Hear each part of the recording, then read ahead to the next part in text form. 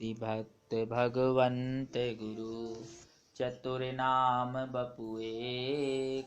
तिनके पद बंदन किए नासहि विघ्न अनेक। सियावर रामचंद्र की जय।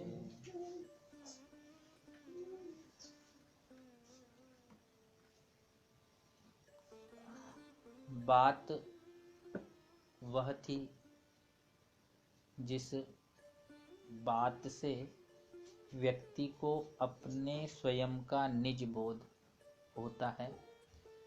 जीव को यह ज्ञान होता है कि वास्तव में वह कौन है।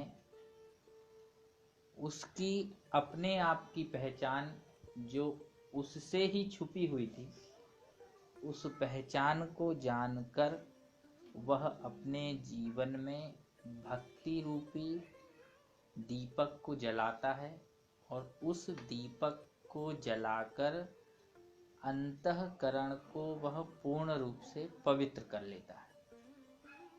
अंतःकरण जब पवित्र हो जाता है तो वह स्वयं जीव रूप से, जिसे हम आत्मा जानते हैं उपनिषदों में, वह परमात्मा की कृपा प्राप्त करने का पूर्ण अधिकारी बन जाता है। अब बात यह है कि भक्ति रूपी इस दिए को जलाए कैसे। राम नाम मन दीप रह, जीह देहरी द्वार। तुलसी भीतर बाहिर, जो चाहस उजियार। तो देखिए, दिया तो हम लोग घर पे भी जलाते हैं। तो सूर्य के जाने के बाद दिए का काम यही होता है कि वह सूर्य के आने तक घर को प्रकाशित रखे। मतलब स्वतः जलकर भी हमें वह प्रकाश से अपनी दृष्टि को सुख मिल सके, ऐसी किरणों को बिखेरता है, जिसमें हम देख सकते हैं, पढ़ सकते हैं और अपने नियमित दिनचर्या के कार्य कर सकते हैं। एक दिए के मात्र जलाने से इतना वर्णन मिलता है, जबकि यहाँ तक दिया वास्तव में कह रहा है दिया तो दिया। अब तूने दिया क्या? धन दिया, मान दिया, प्रतिष्ठा दी, अपना समय दिया। तो इसी परंपरा को देखते हुए हमारे सनातन में दीपदान की बड़ी महत्व है। दीपदान हम लोग भी करते हैं, इसलिए करते हैं कि दीपदान से होने वाला जो पुण्य है वह करोड़ों गुना बढ़ जाता है। मान लीजिए हमने कुछ अन्न दान किया और उस अन्न दान के ऊपर एक आटे का दिया बना के रख दिया, तो वह जो अन्न हम 1 किलो 1.25 किलो दान कर रहे हैं वो कई सौ गुना होने का फल हमें दे सकता है। कई सौ किलो तो कोई व्यक्ति दान नहीं कर सकता, बड़े बड़े राजा महाराजा नहीं करते, बड़े बड़े व्यापारी नहीं करते, तो फिर हम लोग कैसे कर सकते हैं? तो वो कई सौ गुना फल कैसे प्राप्त हो सके, वह दिया ही एक माध्यम है। अच्छा, सूर्य जैसा इतना बड़ा सृष्टि का चलाने वाला, उसकी जिम्मेदारी यदि ली, हम लोग ऐसी बहुत सारी कथाएं सुनती हैं, तो किसने ली? जब सूर्य जाने लगे सायंकालीन, तो कहे कि भैया भैया मैं जा रहा हूँ, तो मेरी बात कौन जिम्मेदारी लेगा? तो एक दिया ही ऐसा था जिसने कहा कि हाँ हाँ आप निश्चिंत होके जाइए, मैं हूँ तब तक आपका कार्य संभाले रहूंगा, और जिस दिन मैं नहीं हूँ उस दिन की फिर कोई बात नहीं, उस दिन तो अंधेरा व्याप्त हो गई होगा। अब भले लाइटें बन गई हो, कुछ भी हो, लेकिन वो पूर्ण रूप से जो आधारित है दिए के ऊपर ही। तो इस दिए की बड़ी महत्ता आई है, और उस दिए को ही किस तरह से मैं समझाऊं, शब्दों से तो थोड़ा सा कठिन हो रहा है, लेकिन एक कथा बड़ी सुंदर आई है शिव पुराण में। एक ब्राह्मण थे दीक्षित करके, बड़े ज्ञानी थे, बड़े तपस्वी थे, चारों ओर उनकी जो है कीर्ति फैली हुई थी। और जो दीक्षित जी थे उनको बड़े यत्न के बाद एक पुत्र रत्न की प्राप्ति होती। और पुत्र रत्न की प्राप्ति के बाद जो है वह अपने पुत्र को उच्च शिक्षा के लिए, पढ़ाने के लिए एक योग्य गुरु के पास भेजते हैं या विद्यालय भेजते हैं, जैसा आज की परंपरा है। तो संयोग बस कुसंग से क्या होता है कि उनका बच्चा जो है वो विद्यालय नहीं जाता है, और कुसंग में पढ़ के जो कुसंगति के लक्षण होते हैं उसमें व्याप्त हो जाते हैं, जुआ आदि खेलना। तो जो दीक्षित जी की पत्नी थी, कभी भी जब पूछा जाए दीक्षित जी के द्वारा कि भाई हमारा जो गुणवान पुत्र है, गुणनिधि पुत्र है, वो कहाँ है, तो छोटे में तो माता कह दे कि भाई खेल रहा है, कभी कह दे कि स्नान कर रहा है, कभी कह दे कि कोई काम से बाहर गया। तो माता जो है पुत्र का काफी पक्ष लेती थी, तो इस कारण से अवगुण उसमें प्रतिदिन बढ़ते चले जा रहे थे। और ऐसा आज भी समाज में देखने को मिलता है, कोई नई चीज नहीं बता रहा हूँ। अब संयोग ये हुआ कि धीरे धीरे धीरे धीरे जब वो बड़ा हुआ तो उसकी आदतें इतनी बिगड़ गई कि वो घर की बहुत सारी सामग्री और धन जो है लेकर जुआरियों में हार जाए तो बांट आए अपनी जान छुड़ाने के लिए, लेकिन उस जुए का मोह उसको नहीं जाता था। हालांकि 3 साल की उम्र की भी एक कथा है उसमें, बृहद है काफी। 8 साल की भी एक कथा है, 12 साल की भी है और 16 साल की है। मैं सीधे 16 साल में प्रवेश करना चाहूंगा समय अभाव के कारण। तो 16 वर्ष की अवस्था में पिता ने उसका जो है केश संस्कार कराया। ये एक विशेष चीज मुझे उसमें मिली, क्योंकि ज्यादातर ब्राह्मणों के केश संस्कार जो है 3 से 5 साल की उम्र में हो जाते हैं, और इसका बहुत अधिक प्रमाण नहीं मिला। आगे और यदि कुछ पढ़ने में आएगा कभी तो मैं जरूर बताऊंगा। 16 वर्ष की अवस्था में उसका केश संस्कार हुआ और उसके 2 साल बाद ही 19 वर्ष की अवस्था में उसके विवाह का योग बना। लेकिन इस पूरे समय में उसने अपनी किसी भी क्रिया में बदलाव नहीं लाया। और नियमित जब भी पिताजी पूछें कि मेरा पुत्र क्या पढ़ रहा है, क्या जान रहा है, क्या उसने सीखा, कभी मुझे सामने तो पढ़, माता उसके हर अवगुण के कारण छुपाती रहती। भोजन भी यहाँ तक वो अपने पिता के साथ नहीं करता था, क्योंकि समय से कभी आ नहीं पाता था। पिता की कीर्ति बहुत फैली हुई थी पूरे संसार में, क्योंकि वो एक बहुत अच्छे विद्वान थे, सदाचारी भी थे, और इसके साथ साथ उनके पिता जो थे उनका भी बड़ा नाम था। मतलब वंश परंपरा से जो है विद्या ने उनका स्थान उनके घर से नहीं छोड़ा था, और जहाँ विद्या है वहाँ धन तो रहता ही है। अब क्या हुआ कि जब उनका विवाह हुआ तो उसके घर में जो बहू आई वह 16 वर्ष की थी, 2-3 साल छोटी थी, मतलब 19 के ये थे। तो माता ने बड़े प्रेम से जो है पुत्र को बैठाया, और एक गुह्यतम विवाह होता है। गुह्यतम शब्द क्यों आया इसका भी मुझे जानकारी नहीं है। पिता ने उसका वह विवाह कराया, बड़ा गूढ़ विवाह होता है, संभवतः शायद गोपनीय होता हो या उसकी कुछ रीतियां अलग होती हैं, क्योंकि अभी तक मैंने 8 प्रकार के विवाह ही पढ़े हैं हमारी परंपरा में। सनातन परंपरा में 8 प्रकार के विवाह होते हैं, जिसमें सर्वश्रेष्ठ विवाह जो होता है वो ब्रह्म विवाह होता है, जिसमें कन्या का पिता वर के पिता के पास जाके हाथ मांगता है। दूसरा विवाह होता है वर का पिता कन्या के लिए मांगने आता है, और इस तरह से राक्षस विवाह, ब्रह्म विवाह आदि के अलावा गंधर्व विवाह आदि भी बहुत सारी चीजें हैं। 8 प्रकार के विवाह आते हैं, संदर्भ वो वहां पे नहीं है, लेकिन जिस रीति से उसका विवाह हुआ उसमें माता ने अपने पुत्र को समझाया कि बेटा तेरे पिता तुझे हमेशा पूछते रहते हैं, तो उनसे दूरियां बनाए हुए है, तो बहुत समय तक तेरी जो ये छल की क्रियाएं हैं ये अपने पिता से छुपी हुई नहीं रह सकती। और क्योंकि तेरे पिता और पिता के साथ साथ तेरे दादा भी जो हैं वो इस पूरे राज्य के सबसे बड़े विद्वानों में गिने जाते हैं, जिनकी कीर्ति है, तो कम से कम तू अपने कुल का नाम जो है कलंकित ना कर। और तेरी बहू भी तुझे बहुत अच्छी मिली है, तेरे अनुकूल मिली हुई है, तो यह भी तेरी बात मानेगी, तो तू अब जो दूध किया है, जुआ वगैरह खेलना है, मद्यपान करना वगैरह छोड़ दे। अब कैसे असर पड़ेगा, असर तो पड़ने वाला था नहीं, बच्चे के ऊपर कैसे असर पड़ता। माँ ने बहुत प्रयास किया कि तेरे मामा जो हैं उनका भी बहुत नाम है, वो भी एक बहुत अच्छे विद्वानों में गिने जाते हैं। तेरे कारण तेरे पिता और पिता के पिता, यहाँ तक तेरी माता का भी जो है पूरे जीवन का कमाया हुआ जो पुण्यार्जन है वो तो जाएगा ही जाएगा, नाम भी कलंकित हो जाएगा कि देखो फलाने के बच्चा ऐसा है, शायद इन्हीं ने संस्कार नहीं दिए होंगे, तो हरकत तुम करोगे और बदनामी माता पिता की होगी।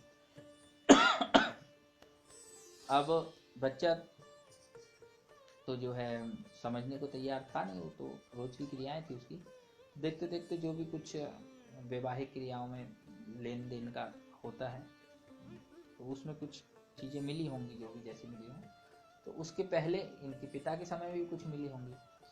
तो इनके पिता ने जब वो एक विवाह के समय में वो अंगूठी वाली कोई एक रस्म होती है, जब पानी में थाल में डाल देते हैं, तो माता जो थी इनकी, वो एक अंगूठी जो थी वो पिता ने उस समय, मतलब स्त्रियाँ जान के भी नहीं पकड़ती हैं, पुरुष जीत जाते हैं उसमें, तो इनके पिता को इनकी माता ने जो पहनाई, तो कुछ समय तक पिता पहने रहे, एकाएक उनने वो एक दिन अपनी माता को दे दी कि इसको अभी सुरक्षित रख दो, मुझे किसी कार्यवश बाहर जाना है। पुत्र तो पहले भी बहुत कुछ कर चुके थे, लेकिन वह अंगूठी जो है एक दिन किसी जुआरी के हाथ में पिता ने विवाह की कुछ ही दिन बाद संयोग से देख ली। पिता ने पूछा कि भाई ये अंगूठी तुम्हारे पास कैसे आई? तो वो जुआरी कहता है कि कोई चोरी करके थोड़ी ना लाया, तुम्हारा लड़का ही दे गया है। तो कैसे दे गया भाई? दान में दे गया होता तो कोई बात नहीं, देने की प्रक्रिया बताओ। तो उसने बताया कि तुम्हारे पुत्र जैसा तो कोई द्यूतकारी अभी तक यहाँ इस राज्य में है ही नहीं, उससे बड़ा द्यूत खेलने वाला अंगूठी क्या, उसने तो ना जाने कितने सामान हम लोगों को और हम जैसे जुआरियों को बांट रखे हैं, क्योंकि जब जुआरी उसको पकड़ते हैं और नंगा करके मारते हैं, उस समय अपनी जान बचाने के लिए घर से बहुत सारी पेटियों में भर भर के धन लेके आता है और हम लोगों को देता है, बहुत सारे वस्त्र भी देता है, बहुत सारे दुसाले आदि भी उसने दे रखे। पिता ने से जुआरी से तो कुछ नहीं कहा, और अब उनका मन जो है थोड़ा सा खिन्न होगा, तो उन्होंने फिर आया और पूछा अपनी पत्नी से कि पुत्र कहाँ है?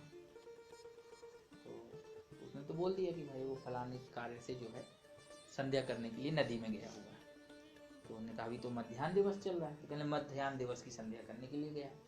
इस तरह माता के द्वारा पक्ष लिया गया, तो पिता ने फिर दोबारा कुछ नहीं बोला। तो उन्होंने कहा अच्छा थोड़ा मुझे बाहर जाना है राजकीय कार्य से, तो मैंने जो अंगूठी उस समय तुमसे ली थी विवाह के समय, और वो तुम्हें मैंने कुछ समय पहले दी थी, तो वो अंगूठी ले आओ, वो पहन के जाना बहुत ज़रूरी है, उसमें जो नग लगा हुआ है उससे राजा बड़े प्रभावित रहते हैं और 2-3 बार उस अंगूठी की प्रशंसा भी कर सकते हैं। तो कहने अभी इस कार्य की क्या ज़रूरत है पतिदेव, वो मुझे पता नहीं है, ध्यान करके मैंने कहाँ रख दी। उन्होंने फिर दोबारा पूछा, तिबारा पूछा, उसने कहा अभी मुझे भोजन बनाना है, अभी मुझे कुछ करना है। इस तरह से उन्होंने 2-3 बार बात जो है टालने का प्रयास किया। समझ तो गए थे, तो उन्होंने कहा अच्छा चलो ठीक है, अंगूठी नहीं मिल रही तो कोई बात नहीं, मेरा वो दुसाला कहाँ है जो कर्नाटक राज्य से आया हुआ था, जो दुपट्टा में डालता था, उसमें सोने की जरी लगी हुई। तो भी उसने कह दिया कि अभी अभी तो वो मैंने शायद धोने के लिए डाला हुआ था, अभी तो वो सूखा भी नहीं है। तो फिर सीधे ज़्यादा ना कहते हुए उन्होंने कहा कि वो तेरा मूड पुत्र कहाँ है जिसके कारण कुल की जो बदनामी आदि है वो समाज में फैलती जा रही है। तो ऐसे कलंकित पुत्र को पैदा करने से ज़्यादा अच्छा होता कि मैं किसी पुत्र का बाप ही नहीं होता, और एक कलंकित पुत्र को पैदा करने के कारण तू भी जो है इस कुल की बहू कहलाने के योग नहीं है, इसलिए इसी क्षण जो है मैं किसी दूसरी स्त्री का पाणी ग्रहण करता हूँ, इसलिए तू तुरंत बता। माता के द्वारा छुपाया गया, तब नहीं बताया गया, तो पुत्र के आने पर पिता ने जो है पूर्व में ही एक स्त्री जो ब्राह्मणी थी उससे पाणी ग्रहण संस्कार कर लिया और पुत्र को जो है अपनी संपत्ति से बेदखल कर दिया। अब पुत्र जब बेदखल हुए तो अभी तक तो भैया खूब अच्छे से देखा था, सब धन पैसा बाप का था, खूब अच्छा यूज कर रखा था, पूरा व्यवस्थित करके जब पैसा का उपयोग कर लिया गया तो अब एक दिन तो जैसे तैसे कट गया। दूसरे दिन की बात है कि सुबह सुबह कितना व्यक्ति जो है अपने आप को संभालेगा, भूख तो एक ऐसी चीज है कि लगनी ही लगनी। तो भूख के कारण जब सुबह सुबह उसे सुधा ने परेशान किया तो उसके मन में माता की पहली याद आई कि मेरी माता होती तो सुबह से ही ना जाने मुझे कितना मिष्ठान्न खिला देती थी कि मैं दिन भर जो है खेल में व्यस्त रहता था और भोजन तक की मुझे सुध नहीं रहती थी, लेकिन आज मुझे कौन खिलाएगा इस परदेश में। तो इस तरह से विचार करता हुआ अपनी किस्मत पे रोता हुआ कि मैंने तो विद्या भी नहीं पढ़ी पिता के पढ़ाने पर, मैंने धन भी नहीं कमाया, तो कौन मुझे जो है पूछेगा यहाँ पर। इस तरह से नाना भांति से क्लेश होने लगा, उसको दुख होने लगा। संयोगवश वो जिस गांव में रहता था और जिस गांव पे पहुंचा, जितनी दूर भी पहुंचा हो, थोड़े पास में तो गांव हो गई आज के हिसाब से 1 कोस 2 कोस 5 कोस। तो उस गांव में किसी पेड़ के नीचे वो बैठा हुआ था और सोचते सोचते ही पूरा दिन उसका व्यतीत हो गया और उसने कुछ भी अन्न जल ग्रहण नहीं किया। सायंकालीन कोई ब्राह्मण जो है वह शिव की पूजा के निमित्त जो है थाल लेकर निकलते हैं, जिसमें 56 प्रकार के भोग आदि सभी चीजें थी। तो शिवालय में पहुंच के वो भगवान का रुद्राभिषेक और पूजन करते हैं। तो इसके मन में आता है कि आज तो मैंने कुछ भी ग्रहण नहीं किया, तो क्यों ना मैं जो है इनके निद्रा लगने तक इंतजार करूं और जैसे ही इनका निद्रा लगे तो मैं कुछ भी खाद्य पदार्थ जो है इस थाल में से लेकर स्वयं भक्षण कर लूं, तो कम से कम मेरी आज की सुधा तो जो है वो मिट जाएगी। इस कारण वह उस ब्राह्मण के पीछे पीछे हो लिया। और जब ब्राह्मण के पीछे पीछे हो लिया तो गांव के बाहर ही एक बहुत सुंदर शिवालय था, जिस शिवालय में वो ब्राह्मण ने पूजन अर्चन की और उसके साथ कुछ पहरी भी थी, संपन्न व्यक्ति था वो। तो ये उनके द्वारा किया गया अभिषेक पूजन और भगवान शिव का जो कीर्तन था, गान था, उसे सुनता रहा। हालांकि इसकी प्रवृत्ति केवल एकमात्र बनी रही कि मुझे तो भोजन मिल जाता किसी भी प्रकार से। अब मरता क्या ना करता, जाता कहाँ पे, कुछ तो विद्या आती नहीं थी, धन तो कुछ था नहीं, तो बैठा रहा बेचारा, एक वृत्ति से बैठा रहा। अभी तो इंतजार करता रहा कि कब इन लोगों की नींद लगे और कब मैं जो है भगवान का निर्माल ग्रहण करूं। अब जैसे ही जो नींद लगी उनकी पहरियों की और उनकी ब्राह्मण देवता की, तो इसने अपनी चेष्टा से, कुचेष्टा कह लीजिए, अंदर प्रवेश किया। तो जब ये अंदर प्रवेश करता है उस समय दिया जो था भगवान का, जो उन्होंने जलाया था पूजन के लिए, वह थोड़ा मंद पड़ जाता है और बुझने की स्थिति में पैदा हो जाता है। तो किसी पूर्व जन्म के पुण्यार्जन के कारण पता नहीं कैसे ऐसे इसकी सद्बुद्धि हो गई कि इसके पास जो वस्त्र था उस वस्त्र में से इसने एक चीरा लगा के थोड़ी सी बाती बनाई और उस दिए में वो बाती वस्त्र की लगा के उसको प्रज्वलित की और उस दिए का प्रकाश जो है सीधे जाके भगवान शिव के ललाट पे पड़ा। और जिस रात में भगवान को प्रकाश की आवश्यकता थी, उस रात में उस दिया के माध्यम से वो प्रकाश भगवान तक पहुंच गया। और जैसे ही इसने निर्माल उठाया है और उठा के इसने चलने का प्रयास किया, तो वहीं इसका पांव जो है एक पहरी के पांव के ऊपर पड़ गया और वो जाग गया। जागा तो उसने शोर मचाया और शोर मचा के इसके ऊपर प्रहार किया। संयोग वजह जैसे ही प्रहार किया तो भूखा तो था ही, दिन भर का जगा हुआ था, रात भी पूरी व्यतीत हो गई थी, ब्रह्म मुहूर्त लगने वाला था, सुबह का समय था, तो एक प्रकार से रात्रि जागरण भी हो गया था और प्राण प्रखुरु ब्रह्म मुहूर्त में निकल गए। अब प्राण प्रखुरु जब निकल गए तो पहुंचे यमलोक।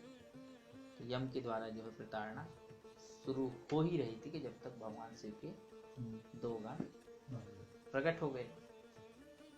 तो यम के दूतों का और शिव के गणों का वाद विवाद होने लगा कि भाई ये जो व्यक्ति है इसने तो पूरे जीवन जो है द्यूत किया की और इसके साथ साथ इसने अपने पिता को भी कष्ट दिया, माता को भी कष्ट दिया, ब्राह्मण कुल में पैदा होने के बाद इसने कभी संदेह उपासना नहीं की, उसके प्रति भी माता के द्वारा झूठ बुलवाया गया और विद्या अध्ययन का तो कोई सवाल ही नहीं उठता। यदि वेद पाठी भी होता तो हम लोग इसको छोड़ देते, तो वो भी नहीं किया इसने।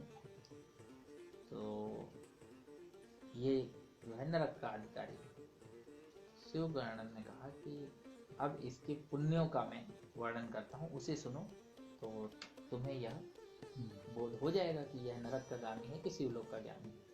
तो सबसे पहली बात तो यह शिव को प्रकाश देने वाले दिए को प्रकाशित करने वाला वह व्यक्ति है जिस समय शिव को प्रकाश की आवश्यकता थी, और वह प्रकाश सीधे शिव के मस्तक पर पहुंचा, क्योंकि दिया जो है वो शिव के समीप ही रखा हुआ था और वो बुझ रहा था। तो इसने अपने कपड़े से, भले वो पुराना क्यों ना हो, उसके द्वारा वो दिया जलाया। दूसरी बात, इसने पूरे दिन भर बिना जल और बिना अन्न के पूरा दिन शिव के लिए समर्पित किया।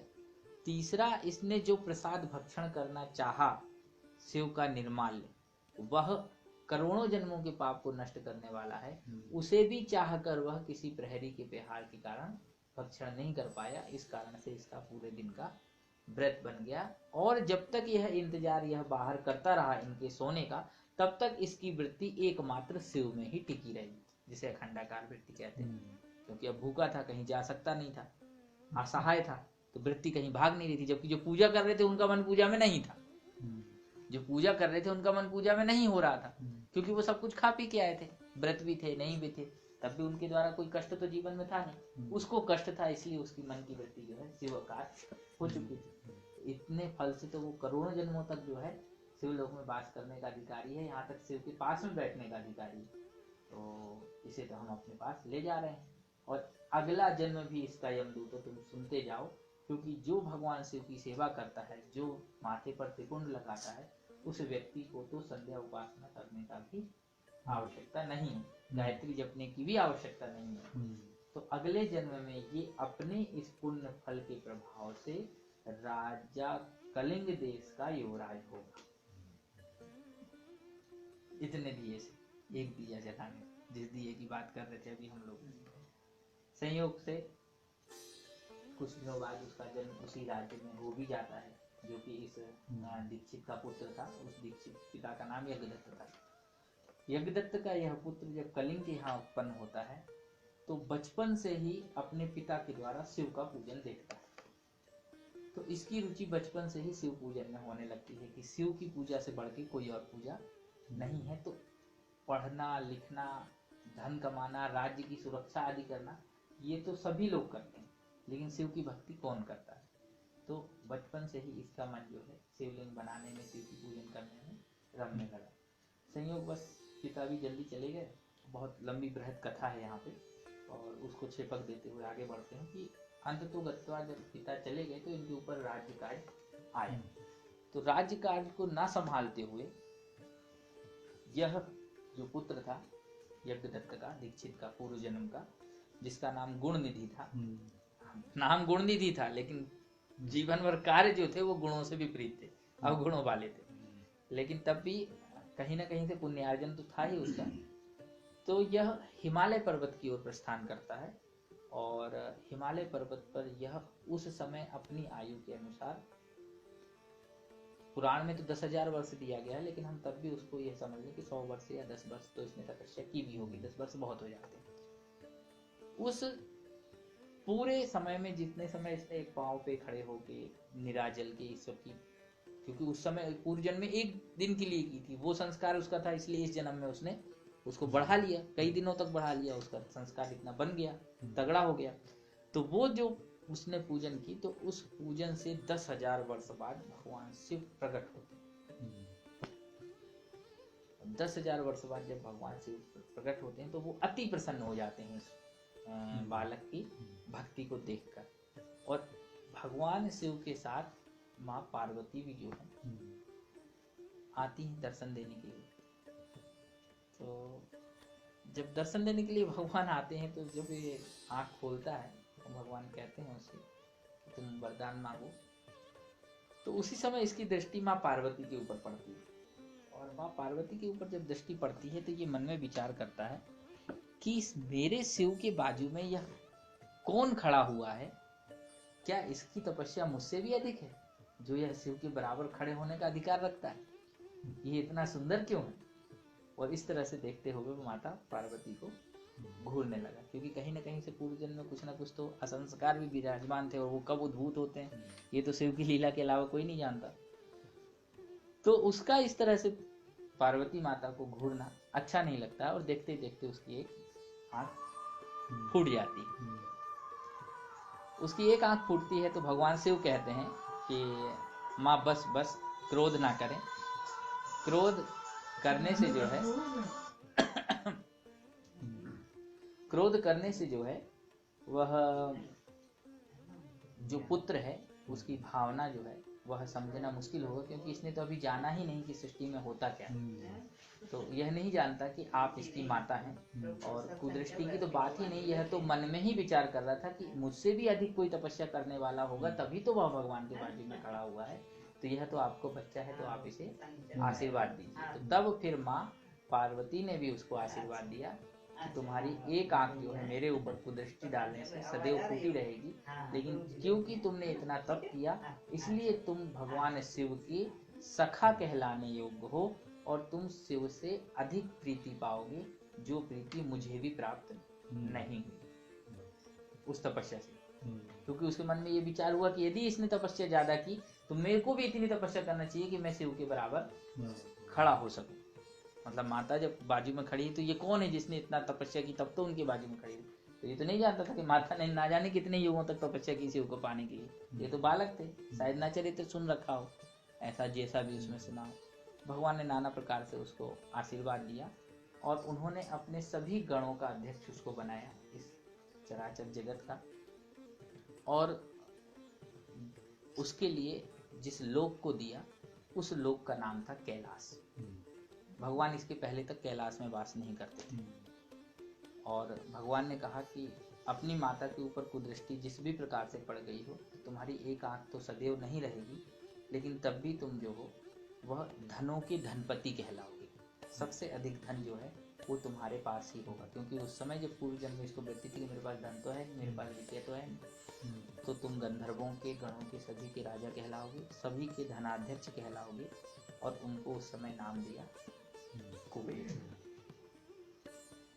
वह यज्ञदत्त का गुणनिधि पुत्र जो है आगे चल के कलिंग का पुत्र हुआ और कुबेर जैसी तपस्या कर कुबेर पद को प्राप्त हुआ। फिर भगवान शिव स्वयं कुबेर के लोग कैलाश को जाते हैं विष्णु आदि के साथ में। वहां पे जाकर कुबेर आदि से अपनी पूजन को स्वीकार करते हैं और उन्हें वहां रहने का आशीर्वाद देते हैं। इसके आगे कैलाश का वर्णन और है, लेकिन समय को आगे बढ़ाते हुए सत्संग को इसी क्रम में हम लोग रखेंगे। लेकिन हम लोग का जो मूल विषय था वह था दिया। तो वो जो दिया था उस दिए के प्रभाव ने उसे कुबेर बना दिया। तो हम जहाँ यहाँ दान कर रहे हैं, दीप दान कर रहे हैं, उसमें यदि मान लीजिए हम एक सिक्के के साथ भी कर रहे हैं, एक रुपए भी रख रहे हैं, चाहे चांदी का हो, चाहे तांबे का हो, चाहे स्वर्ण आदि का हो, उसके साथ जो धन रख रहे हैं उसका फिर प्रभाव कितना बढ़ जाएगा ये सोचिए।